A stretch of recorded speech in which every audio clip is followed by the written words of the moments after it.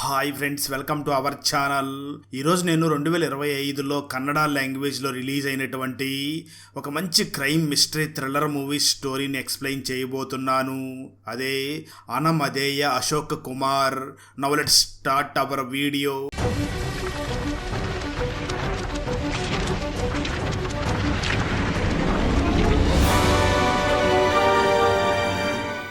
Open చేస్తే బెంగళూరులో రాత్రి 7:40 ఒక ఇంట్లో ప్రవీణ్ అనే ఒక వ్యక్తి స్పృహ కోల్పోయి పడిపోయి ఉంటాడు. ఆ తర్వాత కొద్దిసేపటికి అతనికి స్పృహ వచ్చి చూడగా అతనికి కొద్ది దూరంలో గన్ను పడి ఉంటుంది. దాంతో దాన్ని తీసుకోవడానికి ట్రై చేస్తూ ఉంటాడు. ఇంతలో అక్కడికి ఒక వ్యక్తి వచ్చి ఆ గన్నుని తనతో పాటు తీసుకుని వెళ్ళిపోతాడు. ఆ తర్వాత కొద్దిసేపటికి ప్రవీణ్ కి పూర్తిగా స్పృహ వస్తుంది. ప్రవీణ్ మెట్ల మీద నుంచి కిందకి రాగా ఒక షాకింగ్ సీన్ కనిపిస్తుంది. అదేమిటి అంటే అక్కడ ఒక వ్యక్తిని చాలా ఘోరంగా అతి కిరాతకంగా కత్తితో చంపేసి ఉంటారు. అప్పుడే పైనుంచి కిందకి ఏదో పడినట్లుగా ప్రవీణ్ కి అనిపిస్తుంది. ఆ తర్వాత ప్రవీణ్ పక్కనే ఉన్న కృష్ణుడి విగ్రహంలో ఉన్న వేణువుని తీసుకుని పైకి వెళ్లి ఒక గోడ వెనకాల దాక్కుంటాడు. ఆ సమయంలో ఒక వ్యక్తి గన్నుని తీసుకుని బయటికి వస్తూ ఉంటాడు. కానీ గోడ దగ్గర దాక్కుని ఉన్న ప్రవీణ్ వెంటనే తన చేతిలో ఉన్న వేణువుని తీసుకుని ఆ వ్యక్తి మీద దాడి చేస్తాడు. దాంతో ఆ వ్యక్తి అక్కడే స్పృహ కోల్పోయి పడిపోతాడు. ఆ తర్వాత ప్రవీణ్ తనను తాను కాపాడుకోవడానికి ఆ వ్యక్తి దగ్గర ఉన్న గన్నుని కూడా లాక్కుంటాడు. వెంటనే తను చాలా భయపడిపోతూ కిందకి వస్తాడు. అప్పటికే ప్రవీణ్ చాలా అలసిపోయి ఉంటాడు. అక్కడ చనిపోయి ఉన్న శవమును చూసి అసలు ఏం చెయ్యాలో అర్థం కాక పక్కనే ఉన్న ఒక బుక్ను తీసుకుని చదువుతూ ఉంటాడు. అయితే ఆ చనిపోయిన వ్యక్తి ఒక లాయర్. ఇంతలోనే ఆ లాయర్ ఇంటికి పోలీసులు వచ్చి అక్కడ సిచ్యువేషన్ అంతా కూడా గమనించి ఈ ప్రవీణే అంతకుడు అయి ఉంటాడు అనుకుని అతన్ని తీసుకుని వెళ్ళిపోతారు. కట్ చేస్తే ఇన్స్పెక్టర్ అధిరథ్తో సీనియర్ ఆఫీసర్ మాట్లాడుతూ, నువ్వు ప్రెజెంట్ పట్టుకున్న అబ్బాయి మీద కేసుని ఫైల్ చేయకు, నాకు పైనుంచి ఆర్డర్ వచ్చింది. ఒక ప్లేస్కి తనని తీసుకుని వెళ్ళడానికి ఒక కారు వస్తుంది, నువ్వు ఆ అబ్బాయిని ఆ కారులో పంపించు అని చెప్తాడు. దాంతో అధిరథ్ ఆ అబ్బాయిని తీసుకుని ఒక ప్లేస్కి వెళ్తాడు. అప్పుడే వేరే కారు వచ్చి ఆ అబ్బాయిని ఎక్కించుకుని అక్కడి నుంచి వెళ్ళిపోతుంది. ఆ తర్వాత అధిరథ్ తిరిగి తన పోలీస్ స్టేషన్కి వస్తాడు. అక్కడే పోలీస్ ఆఫీసర్స్ అయినటువంటి రవి మరియు ఆనందలు ఉంటారు. అధిరథ్ వాళ్ళిద్దరిని చూసి అసలు మీకేమనిపిస్తుందో చెప్పండి అని అడుగుతాడు.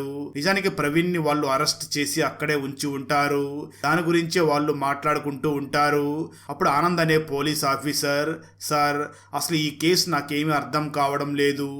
ఇంట్లో శవాలు పెట్టుకుని ఈ ప్రవీణ్ అక్కడే ప్రశాంతంగా కూర్చుని నేను సెల్ఫ్ డిఫెన్స్ కోసం ఆ వ్యక్తి మీద వార్ చేశాను అని చెప్తున్నాడు.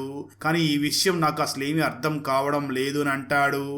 ఆ మాటలు విన్న అధిరథ్, ఈ ప్రవీణ్ అబద్ధం చెప్తున్నాడా లేక నిజం చెప్తున్నాడా అనే విషయం మనం అతన్ని ఎంక్వైరీ చేసిన తర్వాతనే తెలుస్తుంది అని అంటాడు. ఆ తర్వాత ఇన్వెస్టిగేషన్ స్టార్ట్ అవుతుంది. అప్పుడే మనకు ప్రవీణ్ పూర్తి పేరు ప్రవీణ్ రాజశేఖర్ అని తెలుస్తుంది. ప్రవీణ్ ఒక ప్రింట్ మీడియాలో సీనియర్ రిపోర్టర్గా వర్క్ చేస్తూ ఉంటాడు. అప్పుడే ఇన్స్పెక్టర్ అధిరథ్ ఆ ప్రవీణ్ని చూసి, నీకు పెద్ద పెద్ద వాళ్లతో కాంటాక్ట్స్ ఉండే ఉంటాయి, నువ్వు ఈ కేసు నుంచి బతికిపోతావు అని అనిపిస్తుందా? నువ్వు డిఫెన్స్ చేసే ప్రాసెస్లో వాళ్ళని చంపేశావు అని నాకు అనిపించడం లేదు, నువ్వు కావాలనే వాళ్ళని చంపేశావని నాకు అనిపిస్తుంది. నిజమేమిటో మర్యాదగా చెప్పు, నువ్వు ఆనంద బట్టి ఇంట్లో అసలు ఏం చేస్తున్నావు అని అడుగుతాడు. ఆ మాటలు విన్న ప్రవీణ్, నన్ను క్రిమినల్గా నిరూపించడానికి ట్రై చెయ్యకు, ఒకవేళ నువ్వు అలా చేస్తే నువ్వు సక్సెస్ అవ్వవు, సారీ అని అంటాడు. ఆ మాటలు విన్న అధిరథ్ కూడా సారీ అని చెప్పి వెంటనే అధిరథ్, సరే అయితే నువ్వు ఆనంద్ బట్టి ఇంటికి ఎందుకు వెళ్ళావు, అతని ఇంటికి వెళ్ళడానికి నీకు అపాయింట్మెంట్ ఉందా లేదా, నీకు ఆనంద్ బట్టి చాలా రోజుల నుంచి బాగా తెలుసా అని అడుగుతాడు. అది విన్న ప్రవీణ్, ఒక టైంలో ఆనంద్ భట్ చాలా పెద్ద క్రిమినల్ లాయర్గా ఉండేవారు. ఆ టైంలో నేను పనిచేసే ఆఫీస్లో అందరికంటే పెద్ద లాయర్ ఆ ఆనంద్ భట్. అతన్ని ఇంటర్వ్యూ చెయ్యాలని నాకు చెప్పారు, అందువల్ల నేను ఆనంద్ భట్ని ఇంటర్వ్యూ చేయడానికి వెళ్ళాను అని అంటాడు. ఆ మాటలు విన్న అధిరథ్, సరే అయితే చెప్పు, అసలు అక్కడ ఏం జరిగిందో చెప్పు అని అడుగుతాడు. దానికి ప్రవీణ్, నేను ఎగ్జాక్ట్గా 12 గంటలకి అతని ఇంటికి వెళ్ళాను. ఆ తర్వాత నేను కెమెరాస్ అన్నిటినీ కూడా సెట్ చేశాను. ఆ తర్వాత ఆనంద్ భట్ని ఇంటర్వ్యూ చేయడం స్టార్ట్ చేశాను అని చెప్తాడు. స్టోరీ గతానికి వెళ్తుంది. ఆ ప్రవీణ్ ఆనంద భట్టిని చూసి 100 కేసులు ఉంటే వాటిలో 90 కేసులు మీరే సాల్వ్ చేసేవారు. ఇది ఒక ఓల్డ్ రికార్డ్. మీ సక్సెస్కి గల రహస్యం ఏమిటి చెప్పండి అని అడుగుతాడు. ఆ మాటలు విన్న ఆనంద భట్, ఇలా చూడండి సార్, అలాంటిదేమీ లేదు. కోర్టు కేవలం సాక్ష్యాలని మాత్రమే అడుగుతుంది. సాక్ష్యాలన్నీ మన చేతుల్లోకి వస్తే ఆ కేసు కూడా గెలిచేది మనమే అవుతుంది.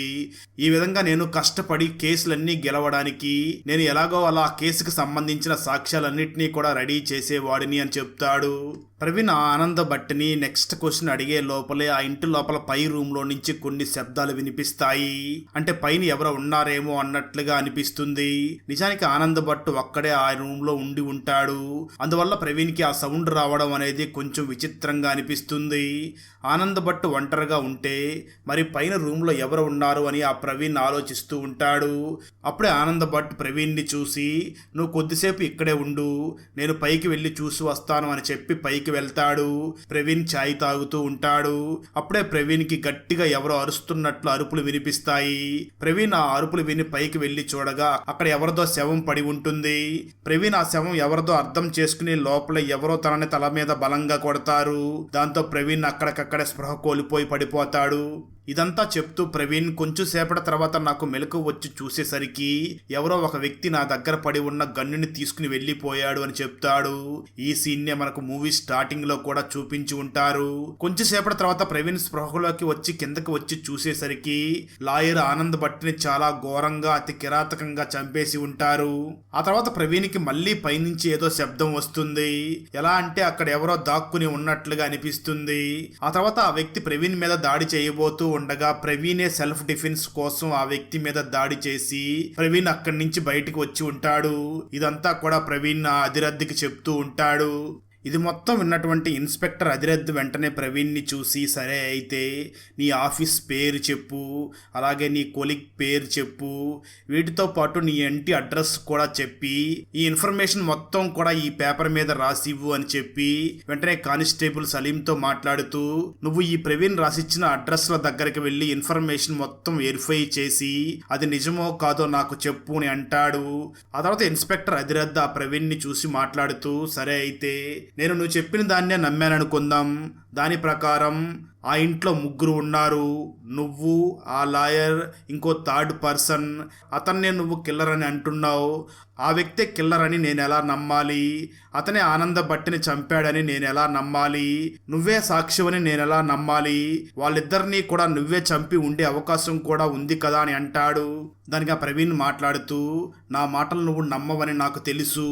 పోలీసులు ఏదైనా కేసుని సాల్వ్ చేయలేకపోతే ఆ కేసులో ఇరికించడానికి వాళ్ళకి ఒక బకరా కావాలి. అందువల్లే నువ్వు నన్ను యూజ్ చేసుకోవాలనుకుంటున్నావు. మన దేశంలో చాలామంది ఏ తప్పు చేయకుండా అనవసరంగా కేసుల్లో ఇరుక్కుంటున్నారు. తప్పు చేసిన వాళ్ళు మాత్రం బయట చాలా స్వేచ్ఛగా తిరుగుతూ ఉన్నారు అని అంటాడు. ఆ మాట వినగానే అధిరథ్కి చాలా కోపం వచ్చి ఆ ప్రవీణ్ని టార్చర్ చేస్తూ, నువ్వు నా దగ్గర తెలివితేటలు ప్రదర్శించకు. ఇలా చూడు, ఇప్పుడు నువ్వు ఇదంతా ఏ విధంగా చేసి ఉంటావో నేను చెప్తాను. నువ్వు ఆ లాయర్ ఆనంద భట్ని చాలా రోజుల నుంచి బాగా గమనిస్తూ ఒకరోజు టైం చూసి ఇంటర్వ్యూ తీసుకోవాలి అని అతని ఇంట్లోకి వెళ్ళి ఉంటావు. నీ మనిషి ఒకరు నీకంటే ముందే ఆ ఇంట్లో సైలెంట్ గా వెళ్ళి కూర్చుని ఉండి ఉంటాడు. ఎవరికీ డౌట్ రాకుండా ఉండాలి అని నువ్వు ఆ ఇద్దరిని కూడా చంపేసి ఉంటావు. ఎవరికైనా ఒకవేళ ఆనంద భట్ని చంపాలి అని అనిపిస్తే వాళ్ళు 30 సార్లు కత్తితో అతన్ని అస్సలు పొడవరు. అతని మీద ఏదైనా పగ ప్రతీకారం తీర్చుకోవాలి అనుకుంటే మాత్రమే అలా చేస్తారు. ఆ టైంలోనే కమిషనర్ కూడా ఆ లాయర్ ఇంటికి వచ్చి ఉంటాడు. నువ్వే వాళ్ళిద్దరి మీద దాడి చేసి ఉంటావు. చెప్పు, ఇది నిజమే కదా ప్రవీణ్? నువ్వు ఆ ఇద్దరిని అంత ఘోరంగా చంపడానికి కారణం ఏమిటి అని అడుగుతాడు. ఆ మాటలు విన్న ప్రవీణ్ మాత్రం, నువ్వు ఇవన్నీ నా ముందు మాట్లాడి నన్ను క్రిమినల్ని చేయడానికి ట్రై చెయ్యకు, నేను ఈ హత్యలు చేయలేదు అని చెప్తాడు. ఆ మాటలు విన్న అధిరథ్, నువ్వు ఎవరో చెప్పినందుకు మనీ కోసం వాళ్ళిద్దరినీ చంపి ఉండవచ్చు కదా, మాకు చెప్పు, దీని వెనకాల ఉన్న అసలు కారణం ఏమిటి అని అడుగుతాడు. ఆ మాటలు విన్న ప్రవీణ్, అలాంటిదేమీ లేదు. ఒకవేళ నువ్వు నిజం తెలుసుకోవాలి అనుకుంటే కమిషనర్ సాక్ష్యాన్ని కూడా తీసుకోవాల్సిందే. అతను ఆ టైంలో ఆ లాయర్ ఇంట్లో ఏం చేస్తున్నాడు అని. నువ్వు ఏ రీజన్ లేకుండా నన్ను ఈ కేసులో ఇరికించేందుకు ట్రై చేయకు, దీనివల్ల నీకేం లాభం ఉండదు అని అంటాడు. ఆ మాటలు వినగానే అధిరథ్కి చాలా కోపం వచ్చి ప్రవీణ్ని కొట్టడానికి వెళ్ళగా అప్పుడే అదిరథ్కి తన వైఫ్ కాల్ చేసి నువ్వు ఎప్పుడు ఇంటికి వస్తావు, నేను నీ కోసం వెయిట్ చేస్తున్నాను అని అడుగుతుంది. దానికి అదిరథ్ నువ్వు తినేసి పడుకోమని నీకు ఎన్నిసార్లు చెప్పాను, ఈ సిచ్యువేషన్లో ఆకలితో ఉండడం మంచిది కాదు, నేను ఇంటికి రావడానికి లేట్ అవుతుంది, మీరు తినేసి పడుకోండి అని చెప్తాడు. అదిరథ్ వైఫ్ పేరు లత, ఆమె ఇప్పుడు ప్రెగ్నెంట్ గా ఉంటుంది. అదిరథ్ తన వైఫ్ తో మాట్లాడే మాటలన్నీ కూడా రిపోర్టర్ ప్రవీణ్ వింటూ ఉంటాడు. ఆ సమయంలోనే అదిరథ్ కి క్రైమ్ లొకేషన్ నుంచి థామస్ అనే ఒక వ్యక్తి కాల్ చేస్తాడు. ఆ సమయంలో క్రైమ్ లొకేషన్ లో ఫోరెన్సిక్ డిపార్ట్మెంట్ వాళ్ళు వచ్చి పరిశోధిస్తూ ఉంటారు. ఆ థామస్ అదిరథ్ కి ఫోన్ చేసి ఇక్కడ మాకు 2 సిగరెట్స్ శాంపుల్స్ దొరికాయి, ఆ రెండిటి మీద కూడా వేరు ఫింగర్ ప్రింట్స్ ఉన్నాయి, ఆ లాయర్ తాగిన సిగరెట్ బ్రాండెడ్ లాగా ఉంది, మరొక సిగరెట్ లోకల్ మార్కెట్ నుంచి తెచ్చినట్లుగా ఉందనిపిస్తుంది అని ఆ థామస్ ఒక వీడియోని కూడా అదిరథ్కి పంపిస్తాడు. ఆ వీడియోలో ఆనంద్ భట్ చాలా భయపడుతూ ఉంటాడు. ఈ వీడియో మాకు కమిషనర్ మొబైల్లో దొరికింది అని ఆ థామస్ చెప్తాడు. దాంతో ఆఫీసర్ అదిరథ్ మరియు రవి ఈ కేసు గురించే మాట్లాడుతూ ఉంటారు. అప్పుడు వాళ్ళ మాటల ద్వారా మనకు విధాయక్ కొడుకు మర్డర్ కూడా ఇదే విధంగా జరిగింది అని తెలుస్తుంది. అందువల్ల రవి మరియు అదిరథ్లు ఆ సంఘటనని గుర్తు చేసుకుంటూ ఈ మర్డర్స్ రెండు సేమ్ ఒకేలాగా అనిపిస్తున్నాయి, బహుశా ఇద్దరిని ఒకే కిల్లర్ చంపి ఉండవచ్చు, మనం అతన్ని ఎలాగైనా పట్టుకుని తీరాల్సిందే అని మాట్లాడుకుంటూ ఉంటారు.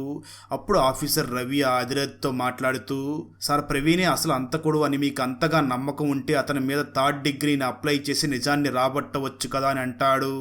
దానికి అదిరథ్ సమాధానం చెప్తూ లేదు, మనం అలా చెయ్యకూడదు, ఎందుకంటే అతను ఒక రిపోర్టర్, ఒకవేళ అతను అసలు కిల్లర్ కాకపోతే ఫ్యూచర్లో అతను ప్రెస్ ద్వారా మన పోలీస్ స్టేషన్ పొరుగు తీస్తాడు, అందువల్ల మనం అలా చేయకూడదు అని అంటాడు. మరోపక్క కానిస్టేబుల్ సలీం ప్రవీణ్ చెప్పిన ఆ అడ్రస్కి వెళ్తాడు, కానీ ఆ ఇంటికి తాళం వేసి ఉంటుంది.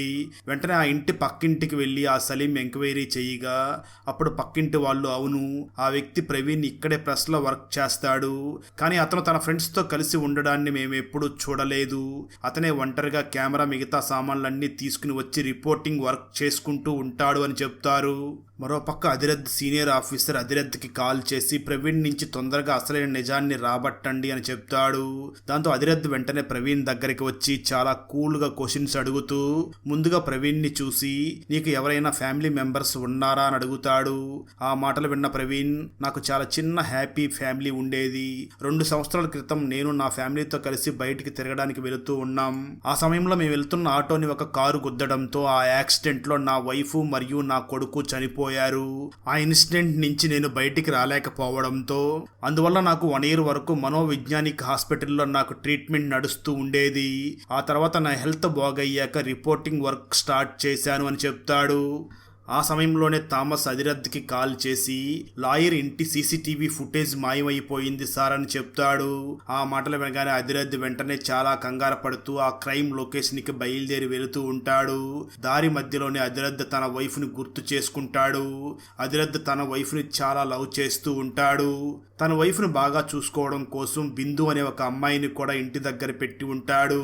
కొంతసేపటి తర్వాత అదిరథ్ ఆ క్రైమ్ లొకేషన్కి వెళ్ళగా థామస్ అదిరథ్ని చూసి సార్ ఇక్కడ ప్రవీణ్ మరియు ఆ లాయర్ల ఇంటర్వ్యూ నడుస్తూ ఉంటుంది, ఆ సమయంలో మెయిన్ డోర్ నుంచి ఎవరో వచ్చినట్లుగా మాకేమీ అనిపించడం లేదు, ఎందుకంటే మెయిన్ డోర్ దగ్గర 3rd person ఫింగర్ ప్రింట్స్ ఏమీ మాకు దొరకలేదు, అంటే ఇక్కడ ఉన్న ఆ 3rd person ముందుగానే ఈ ఇంట్లోకి వచ్చి ఉంటాడు, లాయర్ ప్రవీణ్ మరియు కమిషనర్ కాకుండా మాకు వేరే వాళ్ళు ఫింగర్ ప్రింట్స్ కూడా ఇక్కడ దొరికాయి, ఇది చూడండి మనీ మరియు గోల్డ్ ఉన్న బ్యాగ్ ఇక్కడ ఉంది, ఇక్కడికి దొంగ వచ్చి దొంగతనం చేసి పారిపోతూ ఈ సంఘటనని చూసి వెంటనే ఇవి ఇక్కడ వదిలేసి పారిపోయి ఉండి ఉంటాడు, బహుశా ఆ దొంగ ఇంట్లోకి పైనుంచి కిందకి వచ్చి ఉండవచ్చు అని చెప్పి కొంచెం సేపటి తర్వాత థామస్ ఆ అదిరథ్కి కొన్ని ఫైల్స్ ని చూపిస్తాడు.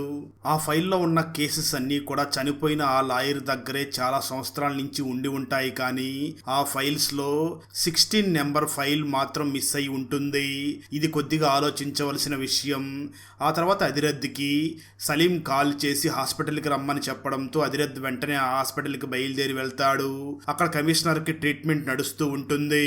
డాక్టర్ వీళ్ళని చూసి మాట్లాడుతూ అతని కండిషన్ చాలా క్రిటికల్గా ఉంది, మేం ప్రెజెంట్ ఏమీ చెప్పలేం, దేవుడి మీద భారం వేసి వెయిట్ చెయ్యాలి, అతని ప్రాణం పోయే ప్రమాదం చాలా ఉంది అని చెప్తాడు. ఆ తర్వాత ఇన్స్పెక్టర్ అధిరథ్ కమిషనర్ ని చూడ్డానికి లోపలికి వెళ్ళి, సార్ మీరు ఆ లాయర్ ఇంటికి ఎందుకు వెళ్ళారు అని అడుగుతాడు.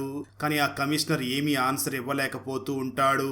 ఎందుకంటే అతని గొంతు మీద పూర్తిగా దాడి చేసి ఉంటారు. అందువల్ల అతను ఏమీ మాట్లాడలేకపోతూ ఉండడంతో అధిరథ్ వెంటనే తిరిగి అక్కడి నుంచి పోలీస్ స్టేషన్ కి వెళ్ళిపోతాడు. ఆ సమయంలోనే రవి ఒక వీధి దొంగని పట్టుకుని చాలా ఘోరంగా కొడుతూ, నువ్వెక్కడెక్కడ దొంగతనాలు చేసావో చెప్పు, నువ్వు దొంగతనం చేసిన ప్లేస్ లో ఏమైనా మర్డర్స్ జరిగాయా చెప్పు అంటూ కొడుతూ ఉంటాడు. దాంతో ఆ దొంగ చాలా తన్నులు తిన్న తర్వాత చాలా భయపడిపోతూ జరిగిన నిజం మొత్తం చెప్పడం మొదలు పెడతాడు. ఆ దొంగ మాట్లాడుతూ, నేను దొంగతనం చెయ్యాలనే ఉద్దేశంతో నా ఇంట్లో నుంచి బయటికి వచ్చి ఏ ఇంట్లో దొంగతనం చెయ్యాలా అని ఆలోచించాను. కానీ ఒక ఇంటి బాల్కనీలోని డోర్ ఓపెన్ లో ఉండడం చూసి నేను ఆ ఇంటి పైకి వెళ్లి ఇంట్లోకి చొరబడి అక్కడ చాలా సైలెంట్ గా దొంగతనం చేయడం స్టార్ట్ చేశాను. నేను మనీని మరియు గోల్డ్ ని తీసుకుని పారిపోతూ ఉండగా నేను కొన్ని అరుపులు విన్నాను. అక్కడికి వెళ్లి చూడగా ఒక వ్యక్తిని చాలా ఘోరంగా కిరాతకంగా హత్య చేశారు. రెండో రూమ్ లో ఒక వ్యక్తి స్పృహ లేకుండా పడిపోయి ఉన్నాడు. అందువల్ల నేను భయపడిపోయి దొంగలించిన మనీని గోల్డ్ ని అక్కడే పడేసి పారిపోయాను అని చెప్తాడు. ఆ మాటలు విన్న ఇన్స్పెక్టర్ అధిరథ్ వెంటనే ఆ దొంగని ప్రవీణ్ దగ్గరికి తీసుకుని వచ్చి, ఆ రోజు రాత్రి ఇతన్ని నువ్వు ఆ ఇంట్లో చూసావా చెప్పు అని అడుగుతాడు. ఆ దొంగ వెంటనే అవును సార్, నేను ఇతన్ని అక్కడ చూశాను అని చెప్తాడు. ఆ తర్వాత అధిరథ్ వెంటనే ప్రవీణ్ ని చూసి, సరే అయితే ఇప్పుడు నీ మాటలను నేను పూర్తిగా నమ్ముతున్నాను. డిఫెన్స్ చేస్తూ నువ్వు ఒక వ్యక్తి మీద దాడి చేశావని చెప్తే కోర్టులో ఆ మాట నమ్మరు. ప్రవీణ్, నేను నిన్ను నమ్ముతున్నాను. ఆ ఇంట్లో అసలు ఏం జరిగిందో నాకు నిజం మాత్రమే చెప్పు. ఆ దొంగ నీ వైపు సైగ చేసి చూపిస్తున్నప్పుడు నేను నీ కళ్ళల్లో భయాన్ని చూశాను. చెప్పు ప్రవీణ్, మా దగ్గర నువ్వేం దాస్తున్నావో చెప్పు అని అడుగుతాడు. అప్పుడు ప్రవీణ్ నిజం చెప్పడం మొదలు పెడతాడు. పైనుంచి శబ్దం రాగానే ప్రవీణ్ పైకి వెళ్లి చూడగా అక్కడ ఒక వ్యక్తి లాయర్తో మాట్లాడుతూ ఉంటాడు. ఆ వ్యక్తి ఎవరో కాదు, కిల్లరే. అతనే ఆ లాయర్ కడుపులో 30 సార్లు కత్తితో పొడిచి చంపేసి ఉంటాడు. ఆ మాటలు విన్న అధిరథ్ ప్రవీణ్ ని చూసి, నీకు ఆ కిల్లర్ పేరు తెలుసా అని అడుగుతాడు. ఆ మాటలు విన్న ప్రవీణ్ మాత్రం లేదు, అతని పేరు నాకు తెలియదు అని చెప్తాడు. దానికి అధిరథ్, సరే అయితే మనం ఈ కేసుని ఈజీగా అర్థం చేసుకోవడం కోసం ఆ కిల్లర్ కి అశోక్ అనే పేరు పెడదాం, తర్వాత ఏమైందో చెప్పు అని అంటాడు. అప్పుడు ప్రవీణ్ ఇన్స్పెక్టర్ని చూసి మాట్లాడుతూ, ఆ కిల్లర్ అశోక్ లాయర్తో మాట్లాడుతున్నాడు. ఆ కిల్లర్ అశోక్ లాయర్తో ఈ విధంగా మాట్లాడుతున్నాడు, మేము మా ఫ్యామిలీతో కలిసి చాలా క్యాజువల్గా భోజనం చేస్తూ ఉన్నాం. ఆ రాత్రి సమయంలో మేము చాలా ఆనందంగా ఉన్నాం. కానీ ఆ రోజు అంత ఘోరంగా జరుగుతుందని మేము అస్సలు కలలో కూడా ఊహించలేదు. ఆ రాత్రి సమయంలో మా ఇంట్లోకి సడన్ గా 4 అబ్బాయిలు చొరబడ్డారు. వాళ్ళు వెంటనే నన్ను కట్టి ఒక రూమ్ లో బంధించారు. వాళ్ళు చాలా మత్తులో ఉన్నారు. అందువల్ల నా వైఫ్ తో చాలా తప్పుగా బిహేవ్ చేయడం మొదలు పెట్టారు. నా వైఫ్ తో తప్పుగా బిహేవ్ చేయకండి అని నేను లోపల నుంచి వాళ్ళని చాలా వేడుకున్నాను. నా వైఫ్ కూడా బయట నుంచి అరుస్తూ ఉంది. అయినా వాళ్ళు నా వైఫ్ మీద అసలు దయ చూపించలేదు. వాళ్ళు నా ప్రెగ్నెంట్ వైఫ్ మీద మిస్బిహేవ్ చేసి అక్కడి నుంచి పారిపోయారు అని చెప్తాడు. ఆ 4 అబ్బాయిల కేసునే ఈ లాయర్ వాదిస్తూ ఉంటాడు. ఆ తర్వాత అశోక్ ఆ లాయర్ని చూసి, కోర్టులో నా వైఫ్ను నువ్వు చాలా క్వశ్చన్స్ అడిగావు కదా, ఆ క్వశ్చన్స్ అన్నిటికీ తను విని అందరి ముందు నా వైఫ్ ఆన్సర్ చెప్పలేకపోయింది. తను చాలా బ్యాడ్గా ఫీల్ అయ్యింది. తను చాలా సిగ్గుగా ఫీల్ అయ్యి ఆత్మహత్య చేసుకుని చనిపోయింది. ఆ ఒక్క ఇన్సిడెంట్ వల్ల నా లైఫ్ పూర్తిగా నాశనం అయిపోయింది. అందువల్ల నేను పగ తీర్చుకోవడం కోసం ఇక్కడికి వచ్చాను అని చెప్పి ఆ అశోక్ 30 సార్లు ఆ లాయర్ కడుపులో పొడిచి చంపేశాడు. ఇదంతా కూడా నేను దాక్కుని చూశాను. నువ్వే చెప్పు, నీ ప్రెగ్నెంట్ వైఫ్ని ఎవరైనా ఇలా బిహేవ్ చేస్తే నువ్వు ఏం చేస్తావు? అందువల్ల అశోక్ చేసింది కరెక్టే. అన్యాయం జరిగితే పోలీసులకి వచ్చి కంప్లైంట్ చేస్తారు. కానీ చాలా మందికి అన్యాయం జరిగి ఆ కేసులన్నీ కూడా ఇలాగే పెండింగ్లో ఉంటాయి. అన్యాయం చేసిన వారికి శిక్ష పడదు. నార్మల్ పీపుల్ మాత్రం కోర్టు చుట్టూ తిరుగుతూనే ఉంటారు. అందువల్ల అశోక్ ఆ లాయర్ని చంపేస్తే ఏం తప్పు చేసినట్లు కాదు, అతను తన పగని తీర్చుకున్నాడు అని చెప్తాడు. ప్రవీణ్ మాటలన్నీ విన్న తర్వాత ఇన్స్పెక్టర్ అధిరథ్ కూడా కొంచెం ఎమోషనల్ అవ్వగా అప్పుడు ప్రవీణ్ అధిరథ్ని చూసి, సార్ ప్లీజ్ ఆ అశోక్ని వదిలేయండి. ఒకవేళ మీరు ఈ కేసుని సాల్వ్ చేస్తే మీకు ప్రమోషన్ దొరుకుతుంది. కానీ కొద్దిగా అశోక్ గురించి కూడా ఆలోచించండి. అతని ఫ్యామిలీ మొత్తం నాశనం అయిపోయింది. మీరు అతనికి హెల్ప్ చేస్తే చాలా మంచిదవుతుంది అని చెప్తాడు. ఇంతలోనే అక్కడికి ఒక స్కెచ్ ఆర్టిస్ట్ రావడంతో ఇన్స్పెక్టర్ వాళ్ళకి ఆ అశోక్ బొమ్మని డ్రా చేయమని చెప్తాడు. దాంతో ప్రవీణ్ అశోక్ అనే ఆ కిల్లర్ రూపురేఖ రూపురేఖల గురించి ఎలా అయితే ఎక్స్ప్లెయిన్ చేస్తాడో ఆ విధంగా స్కెచ్ ఆర్టిస్ట్ ఒక బొమ్మని గీస్తాడు. ఆ స్కెచ్ అంతా కంప్లీట్ అయిన తర్వాత వెంటనే అన్ని స్టేషన్స్ కి దాన్ని పంపించి ఆ వ్యక్తిని త్వరగా పట్టుకోండి అని ఆర్డర్ వేస్తాడు. ఆ తర్వాత ఇన్స్పెక్టర్ అదిరథ్ వెంటనే ఆఫీసర్ రవిని పిలిచి, రవి నువ్వు ఒక అగ్రిమెంట్ని రెడీ చెయ్యి. ప్రవీణ్ మనకు ఏ ఇన్ఫర్మేషన్ అయితే చెప్పాడో దాన్ని ఏ మీడియాలోనూ ఎవరితోనూ చెప్పకూడదు అని రాయిపించు. అందులో ఈ ఇన్ఫర్మేషన్ని లీక్ చేయకూడదు. ఒకవేళ లీక్ చేసినా అతను చెప్పింది అబద్ధమని తెలిసినా అతన్ని మనం 6 సంవత్సరాల లోపల వేయవచ్చు. ఇవన్నీ కూడా అందులో రాసి స్టాంప్ అంటించి దాని మీద ఆ ప్రవీణ్ సైన్ చేయించి అతన్ని వదిలివేద్దాం. ఒకవేళ ప్రవీణ్కి ఆపోజిట్గా ఏదైనా సాక్ష్యం దొరికితే మళ్ళీ అతన్ని మనం అరెస్ట్ చేయవచ్చు అని చెప్తాడు. ఆ తర్వాత అదిరథ్ చెప్పిన విధంగానే పేపర్ని ప్రిపేర్ చేయించి దాని మీద ప్రవీణ్ సైన్ చేయించి ప్రవీణ్ని వదిలేస్తారు. ప్రవీణ్ అక్కడి నుంచి కుంటుకుని వెళుతూ సడన్ గా కింద పడతాడు. ఆ తర్వాత అతని వల్ల ఒక కెమెరా కింద పడడంతో దాన్ని తీసి వెంటనే టేబుల్ మీద పెట్టి ప్రవీణ్ అక్కడి నుంచి వెళ్ళిపోతాడు. ఆ తర్వాత రోజు సీనియర్ ఆఫీసర్ ఆ అదిరథ్కి ఫోన్ చేసి మీరు ఒకసారి న్యూస్ ని చూడండి అని అంటాడు. అదిరథ్ వెంటనే న్యూస్ ని చూడడం స్టార్ట్ చేయగా ఆ న్యూస్ లో సిటీలో ఫేమస్ లాయర్ అయినటువంటి ఆనంద్ భట్ మరియు కమిషనర్ల హత్య జరిగింది. దీనివల్ల పోలీస్ స్టేషన్ లో చాలా గందరగోళంగా ఉంది అని ఒక బ్రేకింగ్ న్యూస్ వస్తూ ఉంటుంది. ఆ న్యూస్ ని చూడగానే అదిరథ్కి చాలా కోపం వచ్చి వెంటనే తన పోలీసుల్ని చూసి ఆ ప్రవీణ్ ని పట్టుకు తీసుకురండి, అతని ఇన్ఫర్మేషన్ ని లీక్ చేశాడు అని చెప్తాడు. కానీ అంతలోనే పోలీస్ స్టేషన్ కి ప్రవీణ్ అనే ఒక కొత్త వ్యక్తి వస్తాడు. ఆ వచ్చిన వ్యక్తి వెంటనే ఇన్స్పెక్టర్ అదిరథ్ని చూసి నా పేరు ప్రవీణ్, నేను మీడియాలో రిపోర్టర్గా వర్క్ చేస్తూ ఉంటాను అని చెప్తాడు. ఆ మాట వినగానే పోలీసులు అందరూ కూడా చాలా షాక్ అవుతారు. నువ్వు ప్రవీణ్ అయితే నిన్న రాత్రి మేము పట్టుకున్నది ఎవరని అని అందరూ కూడా ఆలోచిస్తూ ఉంటారు. ఇక్కడే మూవీలో భయంకరమైన ట్విస్ట్ రివీల్ అవుతుంది. ఆ తర్వాత ఇన్స్పెక్టర్ వెంటనే ఆ ప్రవీణ్ని చూసి జరిగిందంతా చెప్పు అని అంటారు. ఆ ప్రవీణ్ మాట్లాడుతూ నేను ఆనంద్ భట్ లాయర్ ఇంటర్వ్యూ తీసుకోవడం కోసం అతని ఇంటికి వెళ్ళాను, కానీ కొద్దిసేపటి తర్వాత నాకు ఎందుకో చాలా అనీజీగా నేను స్పృహ కోల్పోతున్నట్లుగా అనిపించింది.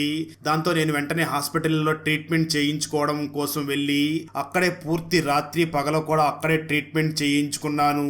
ఈరోజు న్యూస్లో లాయర్ మరియు కమిషనర్ల హత్య జరిగింది అని న్యూస్లో చూసి వెంటనే పోలీస్ స్టేషన్కి వచ్చాను అని చెప్తాడు. దాంతో ఇన్స్పెక్టర్ వెంటనే ప్రవీణ్కి తన అడ్రస్ని ఇంకా ఇన్ఫర్మేషన్ మొత్తం పేపర్లో చూపిస్తాడు. ఆ ప్రవీణ్ అదంతా చూసి అవును ఇది నా అడ్రస్సే, ఈ ఇన్ఫర్మేషన్ అంతా కూడా నాదే, నేనే ప్రెస్లో రిపోర్టర్గా వర్క్ చేస్తూ ఉంటాను అని చెప్తాడు.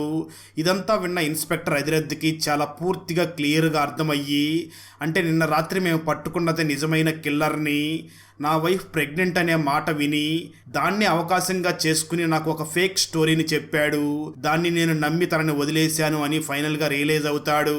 ఇక్కడే మనకు నిన్న రాత్రి పోలీసులు పట్టుకున్న ఆ వ్యక్తి నిజానికి లాయర్ని మరియు ఆ కమిషనర్లని ఎందుకు చంపాడో చూపించడం జరుగుతుంది.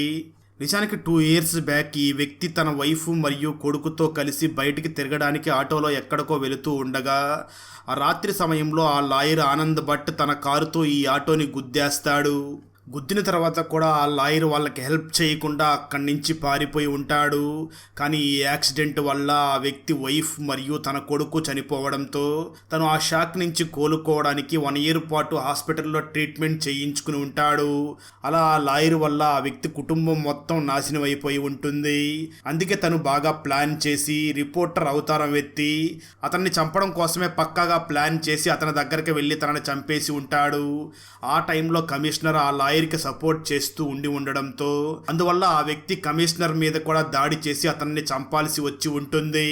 అలాగే పోలీస్ స్టేషన్ నుంచి అతను బయటికి వెళ్ళేటప్పుడు కుంటుకుంటూ కింద పడిపోయాడు కదా, ఆ సమయంలో తను కెమెరాలో నుంచి మెమరీ కార్డ్ని తీసేసి ఇన్స్పెక్టర్ దగ్గర తనకు వ్యతిరేకంగా ఎటువంటి సాక్ష్యం ఉండకూడదు అని ఆ విధంగా చేసి ఉంటాడు. నిజానికి నిన్న రాత్రి ఆ వ్యక్తి చెప్పిన రూపురేఖలన్నీ కూడా ఫేక్, తను ఊరికే ఇమాజినేషన్ చేసుకుని ఏదో ఒక ఫేక్ రూపురేఖల్ని చెప్పి ఉంటాడు. ఆ విధంగా ఆ వ్యక్తి ఆ లాయర్ని చంపి తన కుటుంబానికి జరిగిన అన్యాయానికి ఆ లాయర్ మీద ప్రతీకారం తీర్చుకుని ఉంటాడు. అక్కడతో ఈ మూవీ ఎండ్ అవుతుంది. జైల్లో ఉన్న అజిత్కి మరియు జాన్విక్కి మధ్య గల సంబంధం ఏమిటి, అలాగే అజిత్కి మరియు ప్రొఫెసర్కి మధ్య గల సంబంధం ఏమిటి, అసలు అజిత్ కొడుకు విరాట్ని జైలుకి ఎవరు పంపించారు అసలు అజిత్ వైఫ్ని మరియు అజిత్ కొడుకుని చంపాలని చూస్తున్నది ఎవరు? ఎందుకు అలా చేయాలనుకుంటున్నారు? చివరికి అజిత్ తన వైఫ్ని మరియు కొడుకుని కాపాడుకున్నాడా లేదా అన్నదే 2025లో తమిళ్ లాంగ్వేజ్లో రిలీజ్ అయినటువంటి good bad ugly movie story. ఈ తమిళ్ ఫుల్ మూవీ స్టోరీని తెలుగులో వినాలి అనుకుంటే ఈ వీడియో డిస్క్రిప్షన్లో ఉన్న లింక్ని క్లిక్ చేసి చూడండి. ఫ్రెండ్స్, మూవీ నచ్చినట్లయితే లైక్ చేసి ఒక చిన్న కామెంట్ చేస్తే మాకు నెక్స్ట్ వీడియో చేయడానికి ఎంకరేజింగ్గా ఉంటుంది. అలాగే ఛానల్ని సబ్స్క్రైబ్ చేసి పక్కనే ఉన్న బెల్ ఐకాన్ని క్లిక్ చేసి సపోర్ట్ చెయ్యండి. Thanks for watching. జై హింద్.